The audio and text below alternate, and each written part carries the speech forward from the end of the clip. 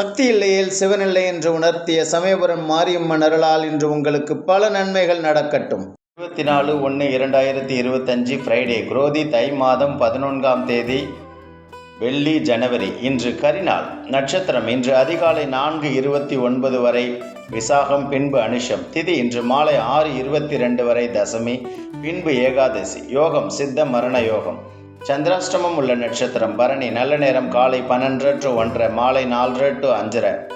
கௌரி நல்ல நேரம் காலை 1 to 2:30, மாலை 6 to 7:30. ராகு காலம் 10 to 12, யமகண்டம் 3 to 4:30, குளிகை 7 to 9. சூலம் மேற்கு. இன்றைய ராசி பலன்: மேஷம் வெற்றி, ரிஷபம் பக்தி, மிதுனம் பாராட்டு, கடகம் கவனம், சிம்மம் தனம்.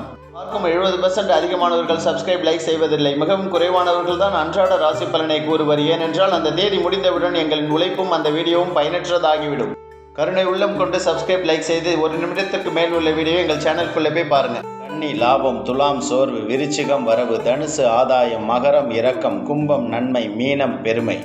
பொன்மொழிகள்: திருவள்ளுவர். வாழ்க்கை: நடுநிலையுடன் வாழும் ஒருவன் செல்வ நிலையில் தாழ்வு நிலை அடைந்தாலும் அத்தாழ்வினை நல்லோர்கள் தாழ்வாக எண்ண மாட்டார்கள், கெட்டாலும் மேன்மக்களாகவே கருதுவர்.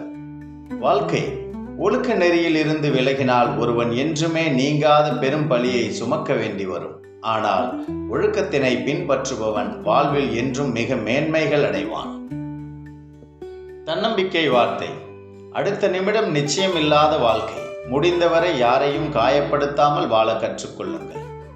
உலகில் நாம் விரும்பும் அத்தனையும் இருமுறைதான் அழகாக தெரியும். 1 அடைவதற்கு முன்பு, 2 இழந்ததற்கு பின்பு. வாழ்க்கையில் இன்பம் துன்பம் என்று இரண்டுமே கலந்துதான் வருகிறது. அதுபோல நாமும் இன்பத்திலும் துன்பத்திலும் வாழ பழகிக்கொள்ள வேண்டும். ஜென் கதை. தைரியம். ஜென் துறவி ஒருவர் மடாலயத்தில் தங்கியிருந்தார். அவரிடம் இருக்கும் சீடர்களில் ஒருவன் மிகுந்த பயந்த சுவாபம் கொண்டவன். இருட்டை பார்த்தாலே அந்த சீடன் பயப்படுவான். அந்த மடத்தில் இருக்கும் ஜென் துறவியானவர் இரவில் படுக்கும் முன்பு எப்போதும் தன் சீடர்களுடன் பேசிவிட்டு பிறகுதான் தூங்கச் செல்வார். அதேபோல் ஒரு நாள் துறவி தன் சீடர்களிடம் பேசிக் கொண்டிருக்கையில் சீடர்கள் துறவியிடம் கதை சொல்லுமாறு கேட்டனர். அவரும் கதை சொல்ல ஆரம்பித்தார். அதிலும் அவர் சொல்லும் கதை தைரியமற்று இருக்கும் அந்த சீடனுக்கு தைரியத்தை வரவழைக்குமாறு இருந்தது.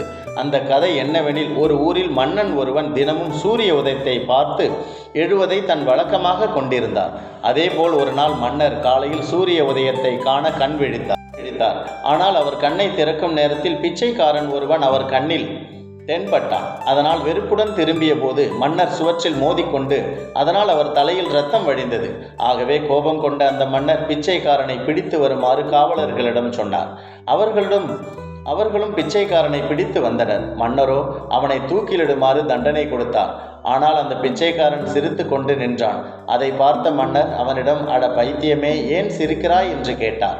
அதற்கு அந்த பிச்சைக்காரன், என்னை பார்த்ததால் உங்களுக்கு தலையில் மட்டும்தான் இரத்தம் வந்தது, ஆனால் உங்களை நான் பார்த்ததால் எனக்கு தலையே போகப் போகிறது என்பதை நினைத்தேன், சிரித்தேன் என்றான். உடனே அந்த மன்னர் தன் தவறை உணர்ந்து தண்டனையை ரத்து செய்தார் என்று சொல்லி கதையை முடித்தார். மேலும் இக்கதையின் மூலம் தைரியம் இல்லையென்றால் தம் உயிரை கூட காப்பாற்றிக் கொள்ள முடியாமல் போகும் என்று சொல்லிவிட்டு உறங்கச் சென்றார் ஜென் துறவி. பிறகு அந்த சீடன் அன்று முதல் எதற்கும் பயப்படாமல் தைரியத்துடன் காணப்பட்டான். நன்றி, வணக்கம். லைக் பண்ணுங்க, சப்ஸ்கிரைப் பண்ணுங்க, சப்போர்ட் பண்ணுங்க.